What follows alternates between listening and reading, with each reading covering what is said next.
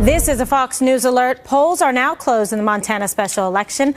Welcome to Hannity. I'm Kimberly Guilfoyle in for Sean tonight, who is on vacation for the Memorial Day weekend holiday, and he will be back on Tuesday. We'll have updates on the Montana special election throughout the hour. The race is now in the national spotlight after the Republican candidate, Greg Gianforte, allegedly body slammed a reporter last night. But first, our top story. President Trump on the world stage meeting with European leaders at the new NATO headquarters in Brussels. Earlier today, the commander-in-chief called on allies in the military alliance to start paying their fair share. Take a look. That I have been very, very direct with Secretary Stoltenberg and members of the alliance in saying that NATO members must finally contribute their fair share and meet their financial obligations. But 23 of the 28 member nations are still not paying what they should be paying and what they are supposed to be paying for their defense. This is not fair to the people and taxpayers of the United States. And many of these nations owe massive amounts of money from past years and not paying in those past years. And also tonight, British authorities resume sharing intelligence about the Manchester terror attack with their American counterparts. This comes after President Trump responded to British complaints about intelligence leaks in the United States by saying the federal government will launch a complete review. President Trump promised to, quote, get to the bottom of this. Plus, there are new questions about selective intelligence leaks aimed at damaging the Trump administration. There are new reports tonight that Jared Kushner, the president's son-in-law and senior advisor, is now under FBI scrutiny in the Russia investigation. According to the Wall Street Journal, Kushner's lawyers said he will fully cooperate. Here now with reaction to tonight's breaking news is former White House press secretary Ari Fleischer and American Conservative Union Chairman Matt Schlapp. Gentlemen, thank you for joining us tonight on this busy breaking news evening. Matt, I'll begin with you. What is your reaction to President Trump calling out NATO members for not paying their fair share? Well, you know, Kimberly, it was never about making Europe great again. And I actually think it's kind of refreshing in diplomatic circles to have an American leader just be very direct and very honest. There was a period of time in our recent history where America was so dominant and so big, and we were so optimistic about our economic leadership that we could cavalierly just pay for things all over the globe and shed our jobs. And I think Trump has connected with the American people who say, you know, we've lost so much about America that it's time for us to stand up for what's in our interests. It is in our interest to have a strong NATO, but it's the right thing to do for everybody to fulfill their commitments. All right, Ari, how do you see it? Oh, that's exactly right. You know, it's just not right. When you sign up to belong to an alliance, and one of the terms for signing up is that you are supposed to spend 2% of your budget on defense, that way we're all strong together, and you don't do it, you're mooching, you're freeloading. You're freeloading off of the only 5 nations of the 28 who do pay. So I was very supportive of Donald Trump doing it. It's a message they need to hear. He needs to break some glass. I would have added one other element. While all 28 were standing in front of me, I'd have singled out the 4 others in addition to the United States who are paying. I just said thank you to the United Kingdom. Thank you to Greece. Thank you, Estonia. Thank you, Poland. And send that signal, I'm not thanking the other 23. You know, Ari, I want to stick with you on this for a moment. After the Manchester terror attack, you know, isn't President Trump right to continue this push for NATO to do more to fight terror? Yes. It's not just about your financial obligation, but put some skin in the game here. Absolutely right. Think about how all of a sudden the military flooded the streets throughout the United Kingdom after this happened. And the UK does spend 2% or more on defense. But in the other nations, Germany, a wealthy nation, Italy, a wealthy nation, France, a wealthy nation, why aren't they doing it? They certainly could, but they choose not to because they'd rather spend their money on welfare programs and welfare payments, as it's part of the Western European tradition of being quasi-socialist and very expensive and lavish. Well, that means they're not paying what they're supposed to for defense, and it hurts all of us. Yes, absolutely. Now, Matt, what do you think that President Trump's message should be tomorrow for the G7 summit? Well, once again, I think what President Trump ran on is this idea that we're no longer just going to shed our jobs and our economic opportunity for strategic relationships and purposes. It's going to be about America standing up for what's right for America. So he's got a level set with these other first world nations about the fact that we want to do business together. We want to have free trade. We want to do commerce together. But he's going to aggressively be a cheerleader for the American point of view. Don't expect America to pick up all the bills like Ari was talking about, to be the world's patsy. We're going to do what's in our interest, and it's about time we did that. And I think that's going to be part of his message. Certainly. You know, Ari, a lot has been discussed now in terms of the travel ban, extreme vetting. And when we think about this, what has happened here, this very horrifying example in terms of Manchester and what happened and the bombing there. People are looking at this saying, wait a second, maybe President Trump, I think, is on to something in terms of look at the countries that have been impacted, the travel that allegedly this individual had back and forth from Libya, etc. Well, I'm in a different place on this one, Kimberly. I just have to say it. When Donald Trump was a candidate, and he did call it a Muslim ban back then, I publicly opposed it. I thought it was the wrong thing to do. And now that it's revised and it's changed around, I'm still not supportive of it, with the exception of Syria, where there is no government. We can't possibly vet who's coming because there's no infrastructure to check somebody's names. But for most of those other nations, I don't like that approach. I would much rather keep America being the nation that other nations, other people want to come to, and we can vet them, we should vet them, but I want America to be the nation that's the light of the world, the best nation on earth. People would want to come here, and that would include Muslims. So I'm in a different spot on that. I think you can vet, and you can do it in a way that protects our country. Okay, but what about the commitment here to national security, Matt, in terms of making sure that this is a place, yes, this is a nation of immigrants. We've all come countries, our parents working, trying to come here, come to the country legally, law-abiding, and Ari's making the point essentially for the other side, which is how can you trust countries when they know they can't even determine the true identity of a person trying to come over with falsified documents? We want to be compassionate, and we want to make sure that this is a land of opportunity, but it also must be a nation of laws. Amen, Kimberly. Here's the thing, which is America is the greatest country on the globe, and I want us to be a welcoming country. It doesn't do us any good when we destabilize our security because in the interest of some positive notion, we allow people in who could be jihadists. And I think that's what's the bottom line here, which is you have an out-of-control liberal court system which too often puts its values instead of the constitutional values on these decisions. And the fact is this,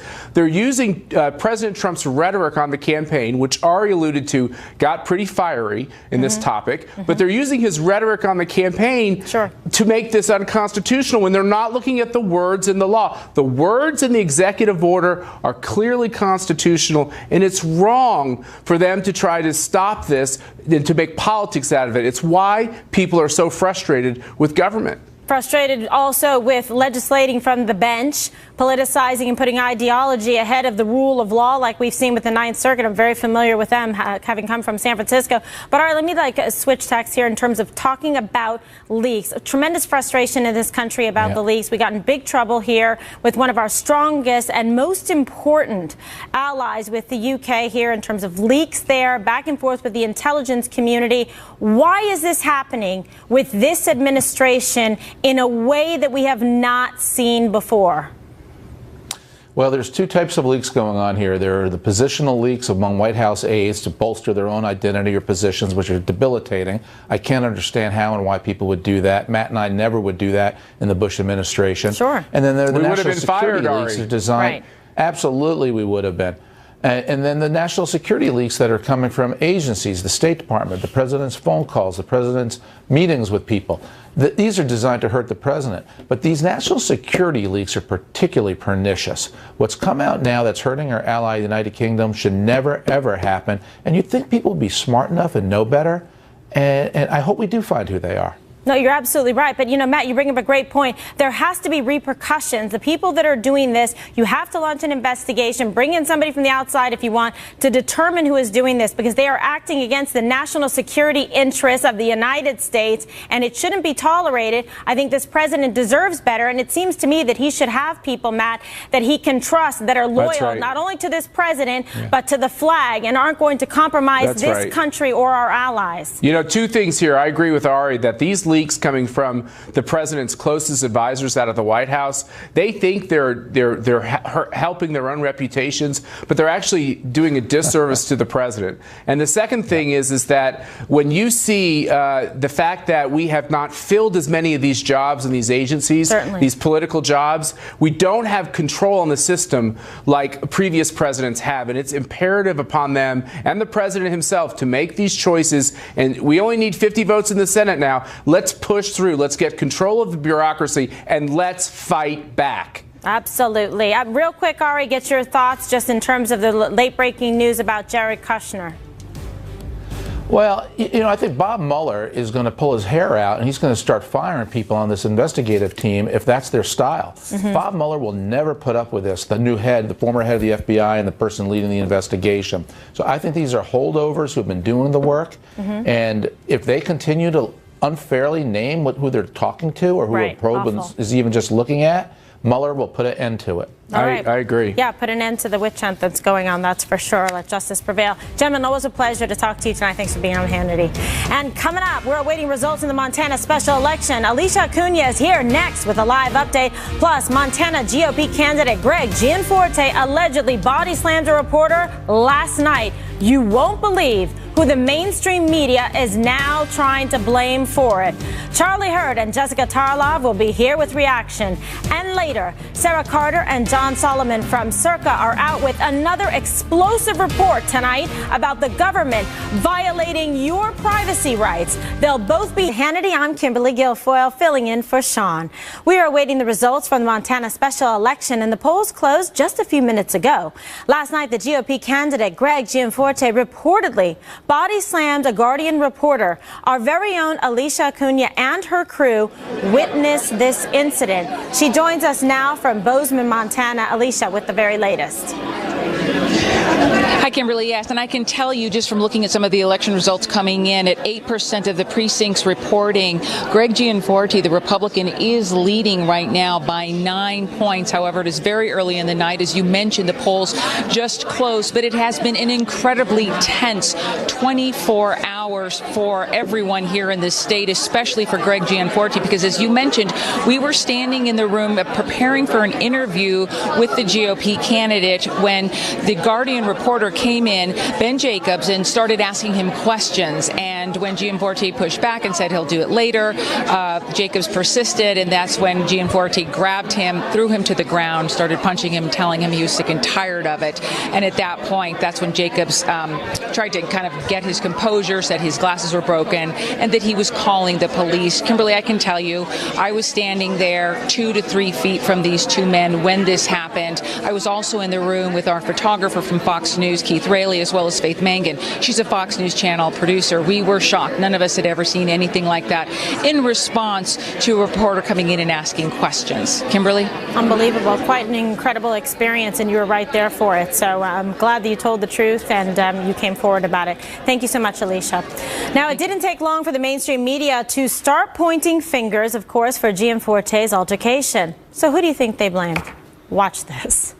You can draw a straight line from Republican candidates thinking that sort of behavior is okay when you have Donald Trump berating reporters throughout the entire campaign, saying, suggesting terrible things, calling them, using the Stalinist term, enemy of the people. Donald Trump is the role model in chief, and clearly you have a lot of people who have been modeling their behavior on Donald Trump, who has declared the media to be the enemy of the people. You don't think it's because a guy who's in office now has said very horrible things about reporters and has said that the reporters are the enemy of the American people? No, I think that has nothing to do with anything, that people feel that they can get away with it, because I don't believe that you actually believe that.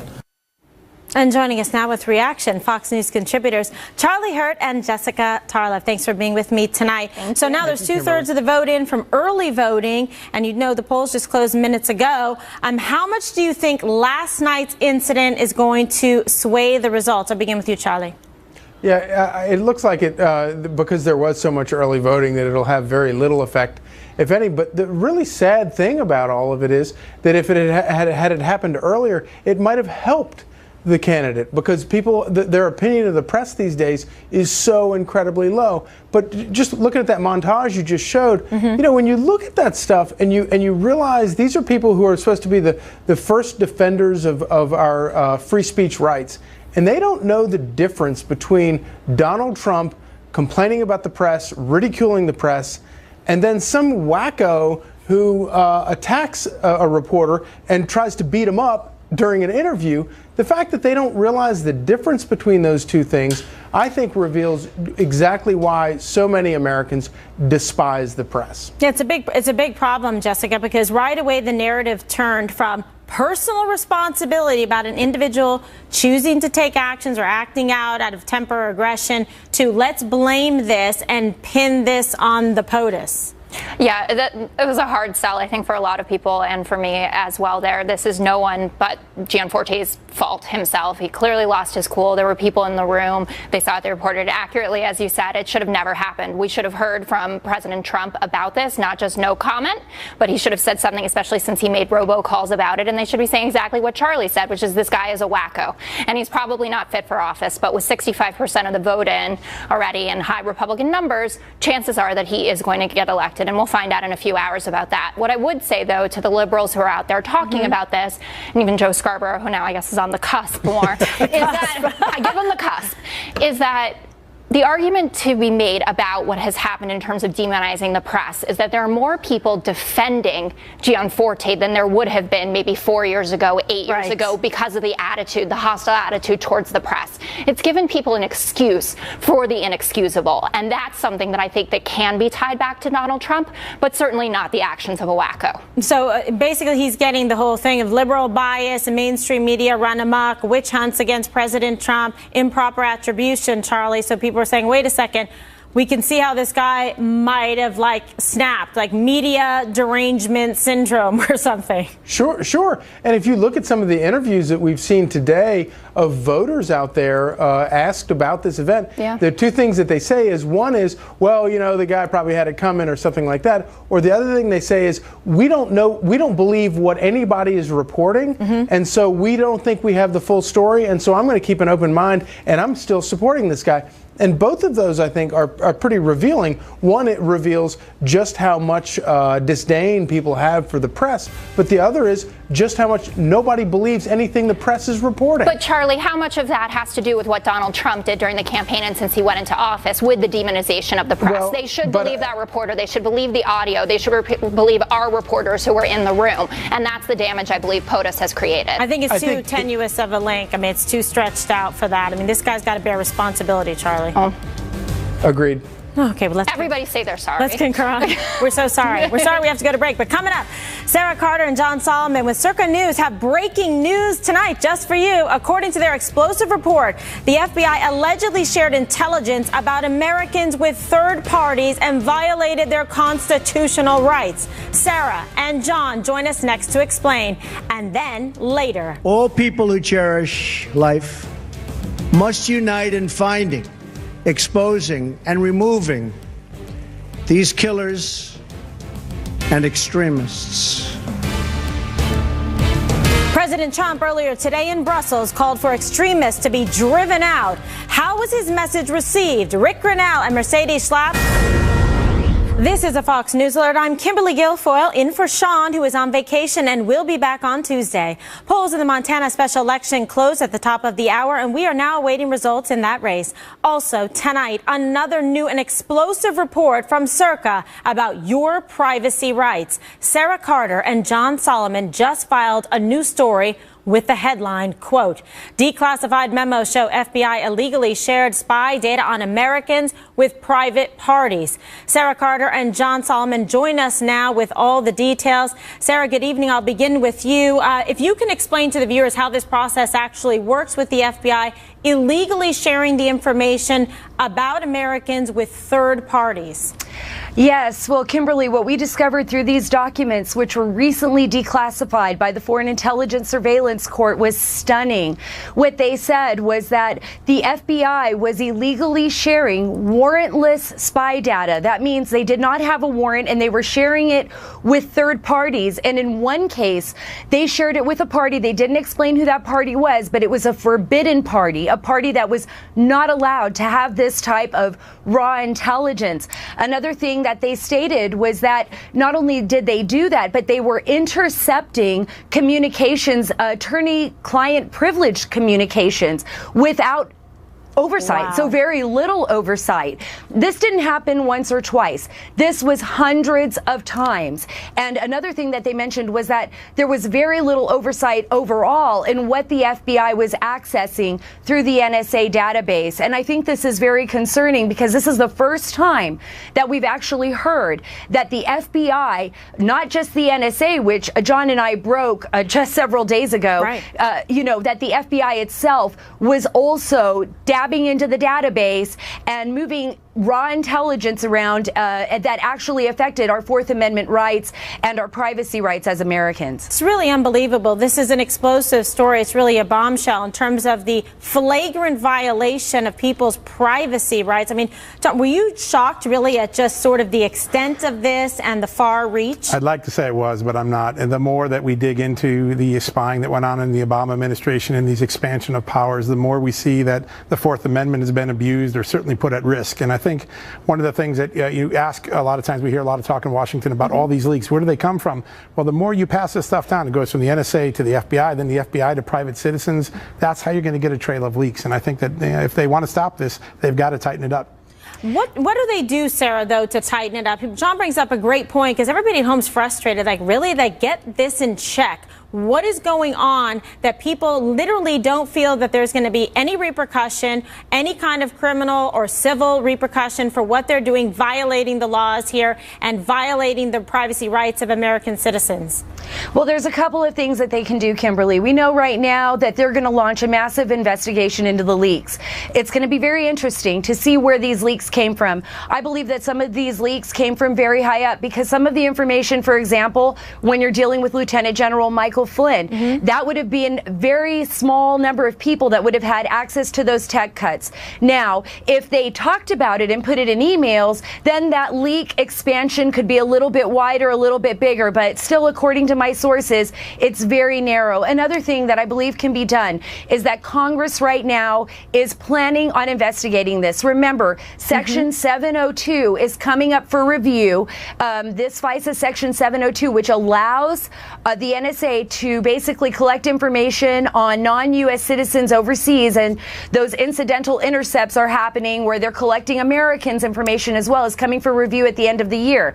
Daryl Issa, Trent Franks, others who've spoken to us say that they're going to look at this law. They're going to, and some of them aren't even going to vote for it unless it's revised. Well, it has to be. I mean, this is a real big problem, especially when you look back at the time frame and the chronology, John, in terms of how far back this goes and the pervasiveness of it. It does. 2011, Barack Obama changed the rules, and ever since that time, we saw a tripling of the sort of spying on Americans going on, and now we see these leaks and violations. And I think an unusual coalition is going to come together. You're going to see the ACLU and conservatives agreeing on something for the first time and trying to fix this when this bill comes up for renewal this fall. Okay, how quick do you think the turnaround on this in terms of being able to do something to stop the leaks? Well, they have to put someone, they have to arrest someone, right? They have to find someone and make an example. That's the fastest way to stop a leaking problem. But you just look, every day there are 10, 20 leaks. Even the British are mad at us. Well, the president's certainly vowing to do something about this, and I think he's going to get to the bottom of it. Sarah and John, thank you so much. Keep up with the great work at Circa. Coming up, we are awaiting the results from the Montana special election. Polls closed in the state just about 30 minutes ago. But first, all people who cherish life must unite in finding, exposing, and removing these killers and extremists. And that was President Trump earlier today speaking in front of NATO members about the need to eradicate extremists. Rick Grinnell and Mercedes Schlapp, we are awaiting the results from the Montana special election where the polls closed just over 30 minutes ago. But first, President Trump was at the new NATO headquarters today in Brussels, where he once again called for terrorists to be wiped out. Watch this. All people who cherish life must unite in finding, exposing, and removing these killers and extremists. And yes, losers. They are losers. Wherever they exist in our societies, we must drive them out and never, ever let them back in. Joining me now with reaction is former spokesman for the U.S. ambassador to the UN, Rick Grinnell, and Fox News contributor Mercedes Schlapp. Thank you for being here with me tonight. Very busy news night.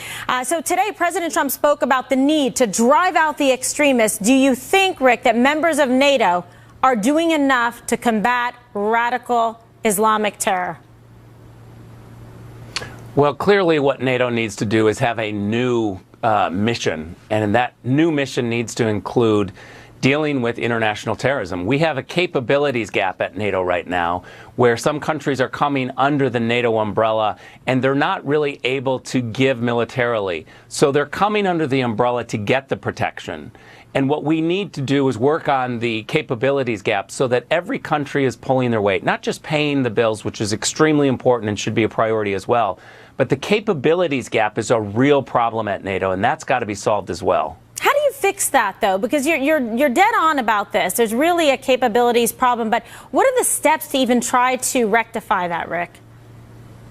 Well, look, I'm going to throw something out here that's a little bit crazy about NATO. But if we're going to talk about terrorism and we're going to talk about teaching other countries how to deal with terrorists, and we have a capabilities gap at NATO, why not make Israel part of NATO?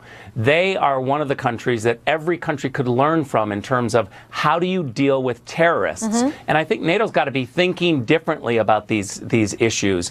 If you're going to make NATO, of course, blocking Russia, that's a standard, that's a 100% number one priority.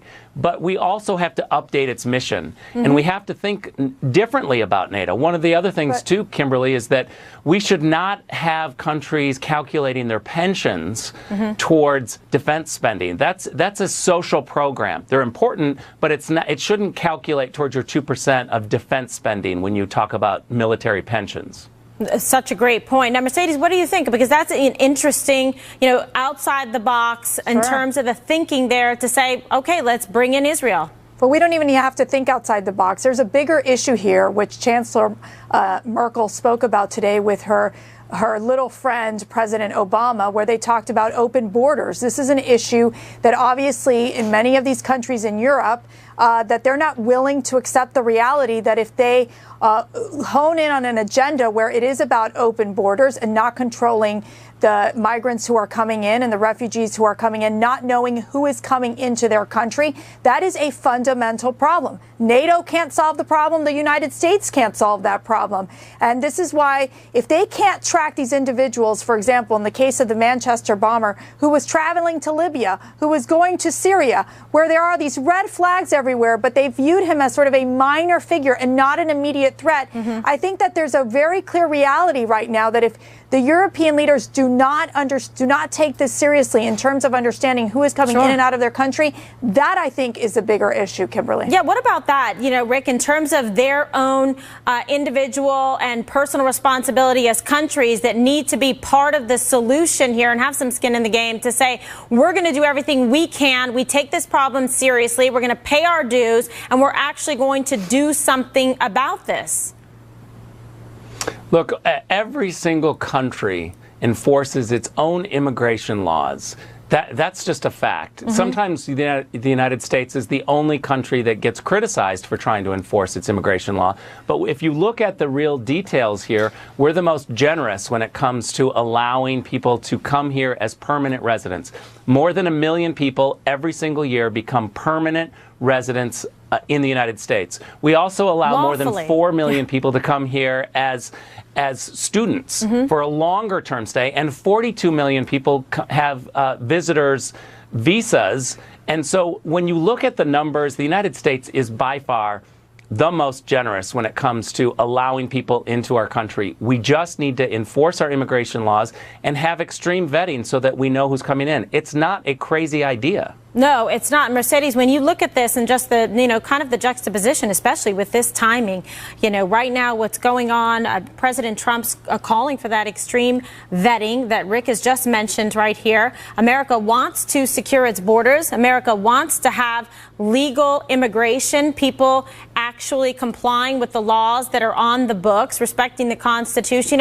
What's wrong with this? When all of a sudden did the United States become the bad guy in all of this? Well, what's been fascinating to watch is obviously how the courts have ruled on the travel ban for the president.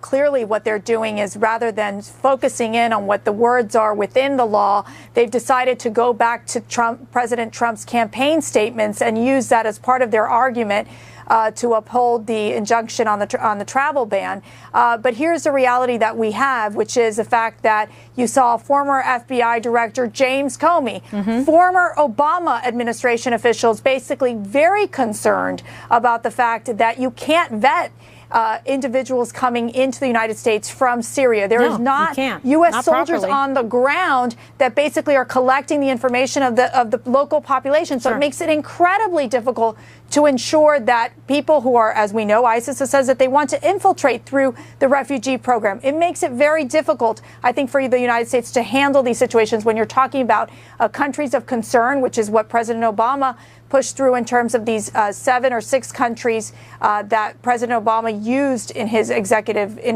his travel ban. Yeah, absolutely. I want to shift gears a little bit here because we are actually going to extend into the next hour because we're awaiting results in the Montana special election, and the Associated Press is reporting it is a tight race indeed. And after reports of last night's altercation between Gianforte and a reporter, how do we think that might impact the results? So I want to just get your take on this, Rick and Mercedes. I mean, Rick, obviously this is being closely watched with the breaking news of that physical altercation.